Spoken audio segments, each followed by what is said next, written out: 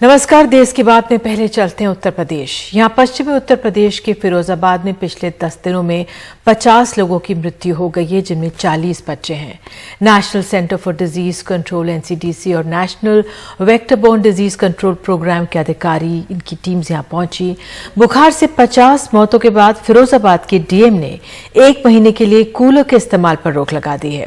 विशेषज्ञों ने जांच में पाया है कि वहां कूलर के पानी में बहुत खतरनाक हेमोरैजिक डेंगू की ब्रीडिंग से बीमारी फैली है। इस डेंगू में बच्चों को प्लेटलेट्स बहुत जल्दी कम हो जाते हैं, जिनसे उनकी मौत हो जा रही है। पूरा यूपी इस वक्त वायरल बुखार की चपेट में है।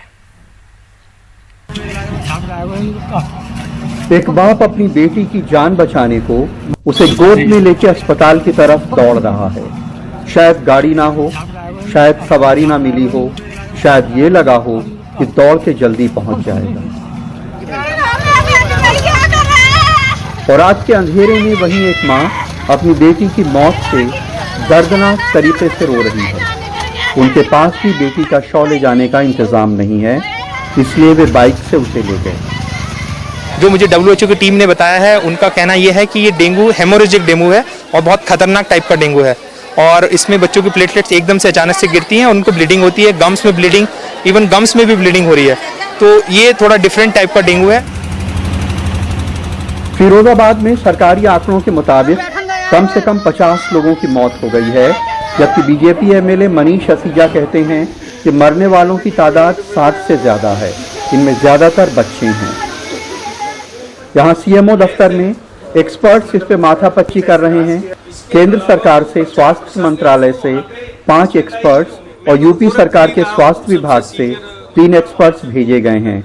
शुरुआती जांच से पता चला है कि यहाँ कूलर के पानी में डेंगू के मच्छर पल रहे हैं।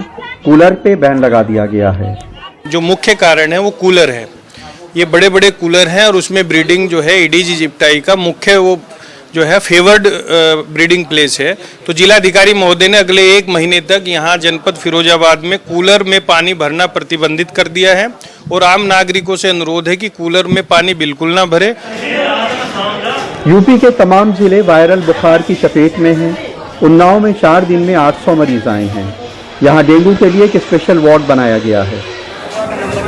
देवरिया के सरकारी अस्पताल में ओपीडी में वायरल बुखार के 100 बच्चे आए आज, जबकि 50 आईसीयू में और जनरल वार्ड में भर्ती हैं।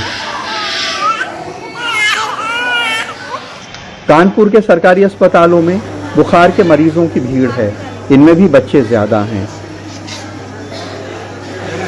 हापुड़ के सरकारी अस्पताल में बीमार बच्चों को लेकर आई महिलाओं की भीड़ लगी है। और बुखार की दहशत सुनी हमने टीवी पे भी, और फिरोजाबाद में बहुत मतलब बच्चे खत्म हो गए। हमारे भी दहशत सी हो रही है थोड़ी। अच्छा। हम भी प्रार्थना करते हैं इस वर्ष के बच्चे सब ठीक हो जाने चाहिए।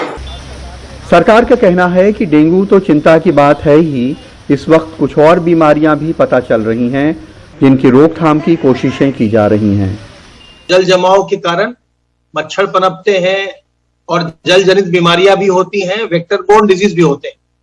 अभी हम लोगों ने देखा मथुरा और फिरोजाबाद में कि डेंगू और स्क्रब टाइफस के मामले वहां सामने आए और लोगों को बड़ी संख्या में लोग बीमार पड़े, उनको बुखार हुआ, ज्वर हुआ और अस्पतालों में भर्ती होना पड़ा। पूरे यूपी के अस्पतालों में वायरल बुखार के मरीजों की भीड़ है।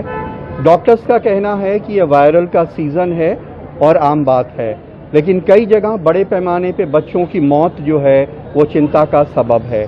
ब्यूरो इनपुट्स और कैमरामैन विनीत कुमार वर्मा के साथ कमाल खान, एनडीटीवी इंडिया। और हमारे साथ हमारे वरिष्ठ सहयोगी कमाल खान मौजूद हैं। कमाल, आपने अपनी रिपोर्ट में उन्नाव, कानपुर, हापुड़ का भी जिक्र किया है। फिरोजाबाद में तो चलिए कूलर वजह अगर कह दिया जाए पानी जो ठहरा हुआ है, लेकिन इन इलाकों में भी अगर इतनी बड़ी तादाद में बच्चे बीमार पड़ रहे हैं, लोग बीमार पड़ रहे हैं, तो एक पूरा एक प्रदेश की तरह से क्यों नहीं कदम उठाए जा रहे हैं? उस लिहाज से क्या चर्चा है वहां पर? नहीं, ऐसा है कि बाकी जिलों में जो बीमार हो रहे हैं बच्चे, तो डॉक्टर्स का ये कहना है कि वायरल है और वायरल का सीजन है, इसमें बड़े लोग भी काफ़ी बीमार हो रहे हैं और बच्चे भी काफ़ी बीमार हो रहे हैं। तो कुछ जिलों में जहां पे ज्यादा केसेस आ रहे हैं वहां पे उसके लिए कुछ इंतजाम किए जा रहे हैं। जैसे उन्नाव के जिला प्रशासन ने कहा है कि जहां भी बुखार के मामले आ रहे हैं वो टीम्स भेज करके उसकी जांच करवाएंगे ताकि ये पता चल पाए कि किस तरह का बुखार है। कई जिलों में डेंगू के खतरे को देखते हुए कुछ स्पेशल वार्ड्स अलग से रिजर्व किए जा रहे हैं कि अगर उसके केसेस आते हैं तो उनका अलग से इलाज हो पाए। तो बाकी जगहों पे उस तरह से मौतों की ज्यादा खबर नहीं है। जैसे मथुरा में करीब 14-15 लोगों की मौत हुई है और उनमें से तकरीबन 11-12 बच्चे हैं, लेकिन बाकी जगहों पे उस तरह मौतों की खबरें नहीं है। लेकिन बुखार बहुत बड़े पैमाने पे फैला हुआ है और 10 से 20% मरीज जो हैं ओपीडी में बुखार के आने लगे हैं, जो बढ़ गए हैं, उनकी तादाद बढ़ गई है। जी कमाल, एक बात और कि जब ये मामला 10 दिनों में अगर हम देखें फिरोजाबाद की स्थिति हुई है, हमने देखा था मुख्यमंत्री ने बहुत पहले ही वहां का दौरा कर दिया था, जांच भी उन्होंने बैठा दी थी, तमाम एहतियात की बात कही थी, छिड़काव होने लगा था। बावजूद इसके डीएम आज ये कदम उठा रहे हैं कि कूलर में पानी बंद अब नहीं रखें आप लोग, तो किस तरह से देख रहे प्रशासन ने कहीं पर कोताही बरती? देखिए, ये हो सकता है कि अगर वो डेंगू के मच्छर गंदे पानी में नहीं पाए जाते, साफ पानी में होते हैं, तो सबसे पहले इस चीज को ढूंढना चाहिए था कि जिन इलाकों में इसके केसेस ज्यादा हैं वहां पे पानी जमा होने की कौन सी जगहें हैं। तो अब ये जब लोगों को एक सर्वे कराया गया, जांच हुई, तब ये बताया जा रहा है कि बहुत बड़े पैमाने पे लोगों ने कूलर लगा रखे हैं, चला रहे हैं। कई जगहों पे घर जिनके ज्यादा बड़े हैं या कमरे बड़े हैं तो वहां पे बहुत बड़े बड़े कूलर लगा रखे हैं और सब में पानी जमा हो रहा है। बहुत जगह आजकल ये भी होता है कि बारिश होने की वजह से मौसम बेहतर हो जाता है तो लोग कूलर बंद कर देते हैं, लेकिन पानी उसका नहीं साफ करते, वो पानी जमा रहता है। तो ये जरूर है कि शायद ये कूलर पे रोक लगाने में देर हुई, क्योंकि ये पहले ही अंदाज कर लिया जाना चाहिए था कि पानी का जमावड़ा कहाँ हो रहा होगा घरों में जहाँ पे मच्छर ब्रीडिंग कर रहे हैं। बिल्कुल कमाल, आपने ये जानकारी दी है और इसके लिए बहुत बहुत धन्यवाद। और जिस तरह से कमाल कह रहे हैं, एहतियातन कूलर्स में पानी जहाँ पर भी हो, क्योंकि वायरल की जो खबरें हैं ये पूरे मामले लगातार बढ़ रहे हैं, और पानी अपने कूलर्स में ना रहने दें, ना ठहरने दें। बहरहाल आगे बढ़ते हैं और कोरोना काल में जिस तरह से बच्चों पर सबसे बड़ा संकट पड़ा है, ये खबर मैं आपको मुंबई से आई, महाराष्ट्र से आई बता रहे हैं, और खास तौर से कई बच्चे अनाथ हो गए। अनाथालयों के सामने भी बड़ी चुनौतियां रहीं। सरकारी फंड के अलावा इनका सबसे बड़ा सहारा जो होता था वो थी सामाजिक संस्थाएं, लेकिन अब इनके भी जो डोनेशन यहाँ से आता है वो भी 50% घट गया है। एक रिपोर्ट। कोरोना की वजह से अनाथ बच्चों की तादाद बढ़ी है, लेकिन अनाथालयों के साधन सीमित हुए हैं। ज्यादातर अनाथालय और यहाँ मदद पहुँचाने वाली सामाजिक संस्थाएं डोनेशन की कमी से जूझ रही हैं। डोनेशन हमारा लगभग 50% से भी ज़्यादा घट चुका है, क्योंकि जो शुरुआत में जो लोगों की एक हिम्मत थी वो अब टूट चुकी है। उनको खुद का घर संभालने में तकलीफ हो रही है, तो हम उनको फोर्स भी नहीं कर सकते हैं। हाँ, डोनेशंस में काफ़ी फर्क पड़ा है। मीरा रोड के Santosh Institute for Mentally Challenge Children की तस्वीरें दिखाती कंचन पवार यहाँ का मैनेजमेंट देखती हैं। बताती हैं पैसों की कमी के बीच यहाँ शिक्षा जैसी स्वैच्छिक सेवाएं देने वाले भी नहीं आ पा रहे। इस पैंडेमिक में हमारा जो ऑर्फनेज चल रहा है, बच्चों के लिए रेसिडेंशियल सेटअप हम लोग जो चला रहे हैं, उसमें बहुत सारी समस्या आ रही है। फिलहाल तो हमारा जो डोनेशन था पहले, जो जिस तरह से आ रहा था वो पूरे तरीके से बंद हो चुका है। जो लोगों का सपोर्ट था, जो वॉलंटियर सिस्टम चालू थी बच्चों के लिए, जो टीचर्स सर्विस दे रहे थे, उसमें हम लोगों को परेशानी, दिक्कत महसूस करने आ रही है। ये मानखुर्द के एक सरकारी बाल गृह की तस्वीरें हैं, जिसमें अंदर की व्यवस्था खस्ता हाल दिखती है। जायंट्स ग्रुप ऑफ बाइकुला सामाजिक संस्था ऐसी कुछ अनाथालयों की आर्थिक मदद कर रही है, लेकिन कोविड के कारण अब अनाथालयों में बाहरी लोगों के आने पर पाबंदी है, इसलिए यहाँ रहने वालों के लिए चिंता बढ़ी है। पूरे इंडिया में हम लोग घूमते हैं तो गवर्नमेंट की तरफ से बहुत स्मॉल अमाउंट देते हैं, एक बच्चे के पीछे बहुत छोटा अमाउंट देते हैं। अभी ये लिटिल फंड्स में उनका मेंटेनेंस भी बराबर नहीं होता है। तो अभी हमने मानखुर्द में BARC का इतनी बदतर खराब हालत थी, इतनी खराब हालत थी कि वहाँ पे पानी का बंदोबस्त नहीं था, और पानी नहीं था, 80 बच्चे थे और उनको टॉयलेट में जाने के बाद पानी नहीं मिल रहा था। वो it was thinking like anything. आदमी 50 फीट 100 फीट दूर भी वहाँ पे नहीं जा सकते, और यहाँ पे बच्चे रहते थे। जब हमको मालूम पड़ा तो हमने इमीडिएटली वो मेंटेनेंस ले लिया। हर बच्चे का वो लोग 50 रुपीज पर डे की तरफ से गवर्नमेंट देता है, और वो 50 रुपीज भी they can only by tender उनको भेजना पड़ता है। तो उसमें वो सिर्फ राशन के आइटम्स और फ्रूट्स और वेजिटेबल्स जो सब वो लोग के ही होते हैं, गवर्नमेंट के ही सारे लोग होते हैं, तो वो लोग भेजते हैं और उसमें से उनके पैसे कट हो जाते हैं। पैसे हाथ में उनको कुछ भी नहीं मिलता है, नो क्लोथ्स नथिंग। हाल ही में मुंबई के 3 चिल्ड्रन होम के 54 बच्चे कोविड पॉजिटिव मिले थे। कोविड के समय बच्चों के लिए बढ़ी जिम्मेदारियों के बीच आर्थिक मदद में कमी दोहरी मार साबित हो रही है। मुंबई से पूजा भारद्वाज की रिपोर्ट, एनडीटीवी इंडिया के लिए। बिहार के सत्तारूढ़ जनता दल यूनाइटेड के विधायक गोपाल मंडल एक नए विवाद में घिर गए हैं। वे दिल्ली जाते हुए ट्रेन में कच्छे बनियान में घूमते नजर आए। यात्रियों के विरोध पर पुलिस बुलानी पड़ी। आज इस मामले ने जब इस तूल पकड़ा तो उन्होंने जो सफाई दी है वो भी सुनने लायक है। मुसाफिरों से भरी ट्रेन में इस वेशभूषा में ये बिहार के माननीय विधायक गोपाल मंडल हैं। लोगों ने विरोध किया तो वो उनसे उलझ भी गए। ये बृहस्पतिवार की बात है। अब ना उनकी पार्टी उनका बचाव कर पा रही है, ना उनके सहयोगी। हमारी पार्टी या हमारा जो नेता है वो बिल्कुल सभ्य व्यवहार, सभ्य आचरण पब्लिक प्लेस में अदरवाइज भी करे, ये तो जरूर हम लोग अपेक्षा रखते हैं। खास करके जो जनप्रतिनिधि हैं उनसे तो और ज़्यादा अपेक्षा रहता है कि ये उनका जो कंडक्ट और बिहेवियर, लेकिन जरूर जानकारी हम लोग लेंगे और कि क्या हुआ है। देखिए, ट्रेन तो घर नहीं होता। ट्रेन घर पे आदमी किसी भी कपड़े में रहे, लेकिन जब पब्लिक में जाते हैं तो उनको व्यवहार में एक मर्यादा स्थापित करनी होती है। और अगर बाथरूम जा रहे हैं अपने कैबिन से निकलकर तो पूरे कपड़े पहनने चाहिए ताकि कोई बिहार की छवि पे असर न पड़े। हालांकि दिल्ली पहुंचने के बाद मंडल को आभास हो गया कि पूरे देश में उनका वीडियो वायरल है, तो इन्होंने सफाई दी, लेकिन वो और हास्यास्पद है।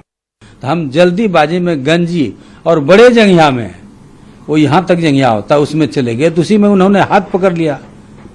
हम छुड़ा के भागे, पैखाना करके तुरंत लौटे। आप होते हैं कौन भाई?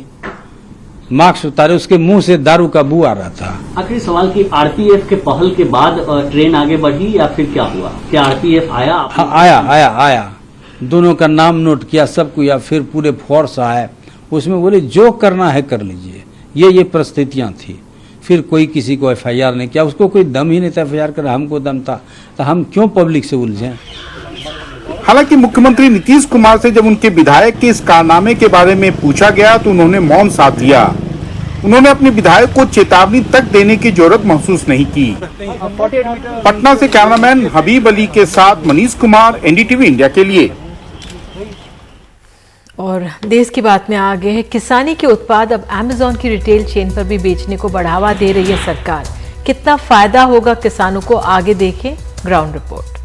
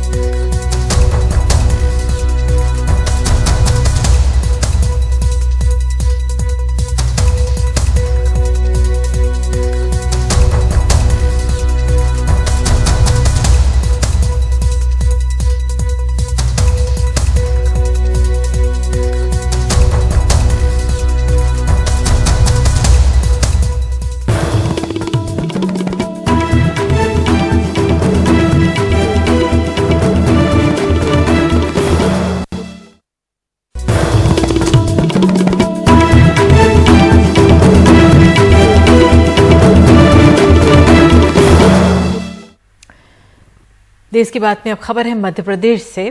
खाद, बीज, कृषि उपकरण जैसे खेती किसानी से जुड़े उत्पादों की ऑनलाइन बिक्री अमेज़न इंडिया ने शुरू कर दी है। तो एक तरफ कृषि कानूनों के विरोध में किसानों का आंदोलन चल रहा है, तो दूसरी तरफ सवाल उठता है कि विदेशी रिटेल चेन में कृषि सामान बेचने से किसानों को कितना फायदा होगा। जानते हैं किसानों और दुकानदारों की क्या राय है। भोपाल के करीब रातीबड़ में खाद, बीज और कीटनाशक खरीदने आए 5 से 7 एकड़ में खेती करने वाले मोतीलाल मारन और अखिलेश मारन को जब हमने बताया कि अब वो ऑनलाइन खाद बीज खरीद सकते हैं, तो पहले तो वो खुश हुए, फिर सोचने लगे दुकान वाले तो उधार भी दे देते हैं, ज़्यादा हुआ तो सामान वापस भी कर सकते हैं, क्या ऑनलाइन में ये सहूलियत मिलेगी? तो हम किसके पास जाएंगे? दुकानदार तो जो भी हमें हमारी पहचान जहाँ होती है हम वहीं से ज़्यादा लेने का वो रखते हैं, लेकिन यहाँ तो है ना तो हमारी कोई पहचान है। अगर फ़ोन करके हमने बुला भी लिया तो ना तो हम उसे वापस कर पाएंगे और ना किसान इतना शिक्षित है कि उसे वापस कर पाएगा इतना ज़्यादा। ऑनलाइन से हमें फ़ायदा तो है कि घर पे पहुँच जाएगा माल, लेकिन एक नुकसान ये ज़्यादा है कि उसकी हम क्वालिटी नहीं चेक कर पाएंगे, उसमें नमी है या वो कोई ख़राब क्वालिटी का आ गया, और ख़राब क्वालिटी का आ गया तो उसको बदलेंगे कैसे। और एक तो सरकार का ये है कि अभी तो खाद बीज पे नियंत्रण है सरकार का, क्योंकि सरकार खुद बेच रही है, उसको दुकानदारों को सप्लाई कर रही है। अगर जब सप्लाई अगर डायरेक्ट कंपनी करेगी तो वो अपने हिसाब से रेट रखेगी। खाद बीज के ऑनलाइन बाजार से दुकान वाले भी घबराए हुए हैं। उनका मानना है कि इससे उनका कारोबार प्रभावित होगा।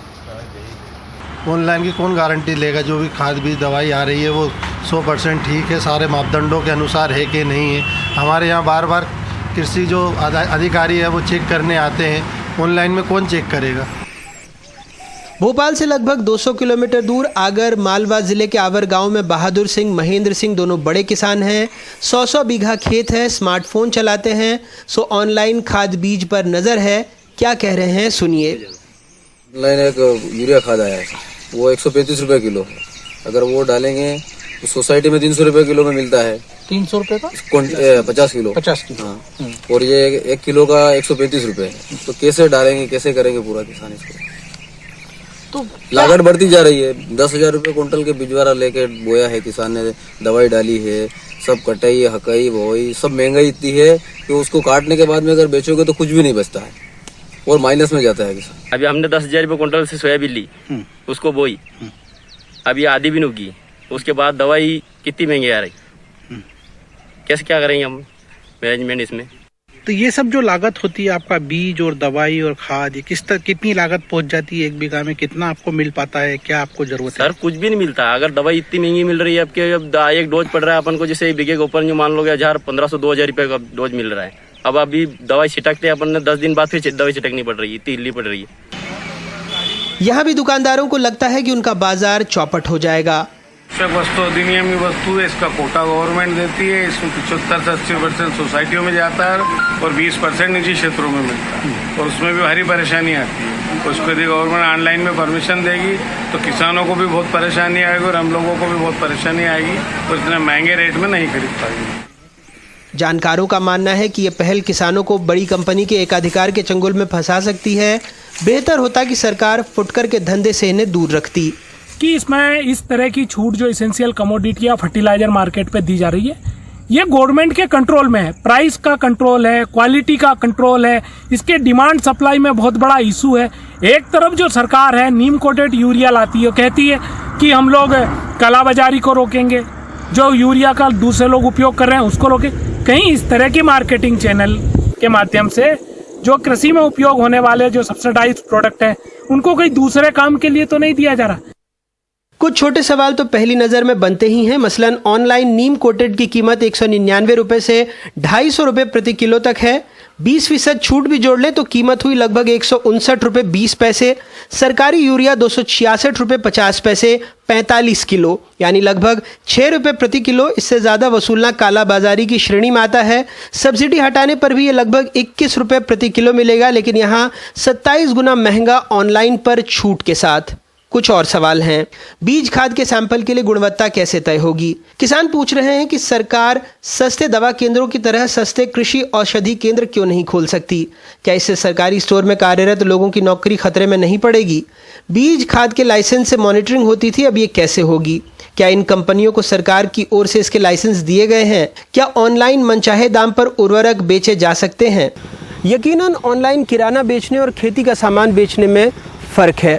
वैसे तो राष्ट्रीय स्तर पर खाद बेचने के लाइसेंस का प्रावधान है ताकि कोई किसानों को ज़्यादा कीमत पर खाद बीज न बेच पाए, लेकिन जब खुले तौर पर ताल ठोककर कोई 20 से 25 गुना की कीमत पर खाद बेच रहा हो और देश के कृषि मंत्री उस पर ताली बजाएं तो कोई कह भी क्या सकता है।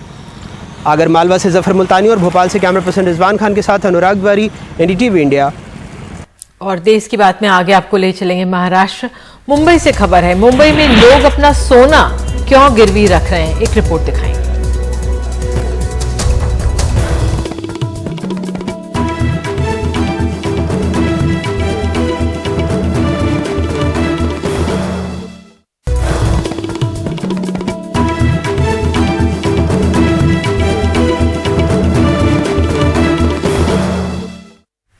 देश की बात में अब खबर है महाराष्ट्र से। कोरोना के चलते लगे लॉकडाउन का असर लोगों की जेब पर पड़ा है। लोग बेरोजगार हो गए हैं, व्यापार ठप है। ऐसे में अब सोना गिरवी रख कर्ज लेने वाले लोगों की तादाद में तेजी से बढ़ोतरी हुई है।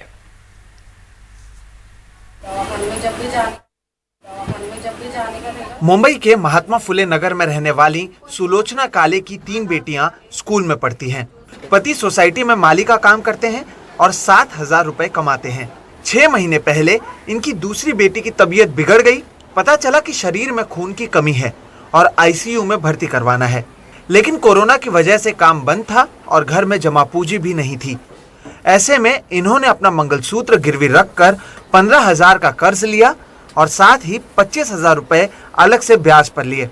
वो अब तक लोन नहीं चुका सकी हैं। लड़की का खून बदन में एकदम कम हो गया था, उसके लिए मुझे अपना सोना गिरवी रखना पड़ा। जिधर 14 पॉइंट खून चाहिए उधर 3 पॉइंट ही खून था उसके बदन में। डॉक्टर ने बोला इसको आईसीयू में डालने की जरूरत है।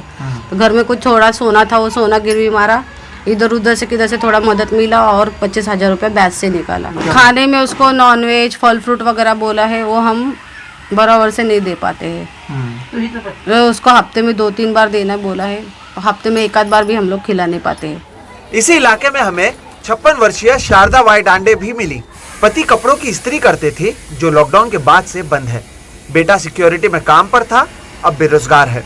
ऐसे में इन्हें सोने की बाली गिरवी रखनी पड़ी ताकि 2 वक्त का खाना खा सकें।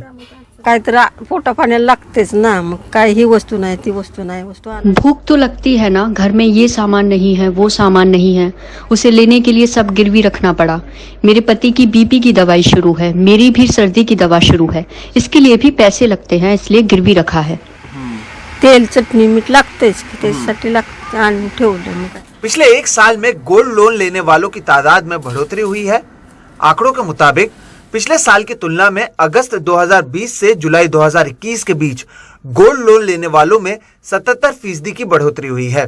क्रेडिट कार्ड के जरिए कर्ज लेने वालों में 10% की बढ़ोतरी हुई है।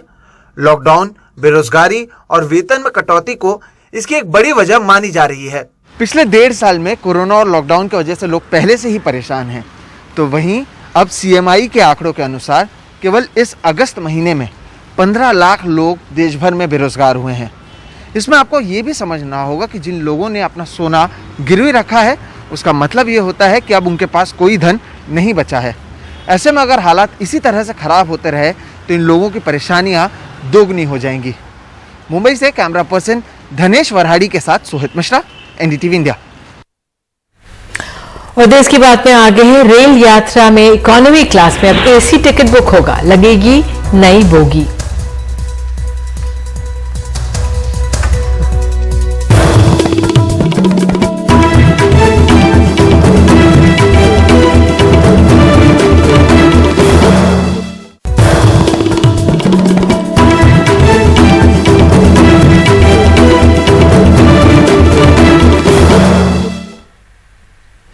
भारतीय रेलवे अपने यात्रियों को सस्ते टिकट में एसी का सफर कराएगा। इकोनॉमी क्लास के नाम से ये एसी टिकट बुक होगा।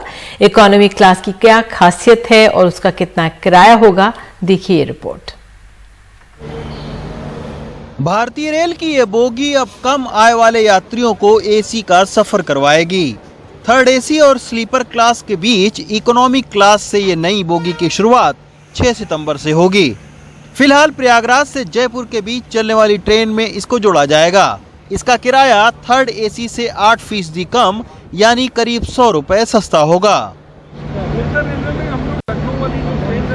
पे इंट्रोड्यूस करेंगे और धीरे धीरे जैसे जैसे और कोच बनते आएंगे इनको और प्रोलिफरेट करेंगे, जिससे ज़्यादा से ज़्यादा रूट पर हम लोग सुविधा प्रदान कर सकें।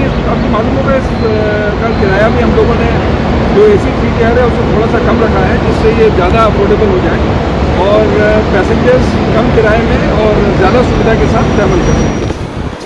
धीरे धीरे गरीब रथ की बोगी की जगह इकोनॉमी बोगी में बदल दिया जाएगा।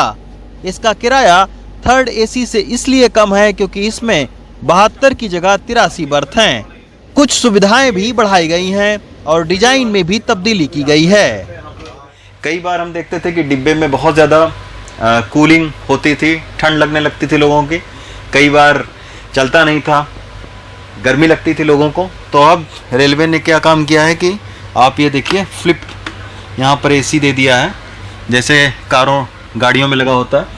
कम और ज़्यादा आप कर सकते हैं। AC की ज़रूरत नहीं है तो इसको आप बंद कर सकते हैं, और आपको कूलिंग की ज़्यादा ज़रूरत है तो इसको आप खोल सकते हैं। हालांकि इकोनॉमी क्लास का किराया गरीब रथ के मुकाबले अब भी महंगा है, लेकिन जहां रेलवे के किराए में लगातार बढ़ोतरी हो रही है उसमें ये थोड़ी राहत देने वाली बात जरूर है। नई दिल्ली से रवीश रंजन शुक्ला, NDTV इंडिया। और इसी खबर के साथ देश की बात में आज के लिए इतना ही, लेकिन खबरों का सिलसिला NDTV इंडिया पर जारी रहेगा। नमस्कार।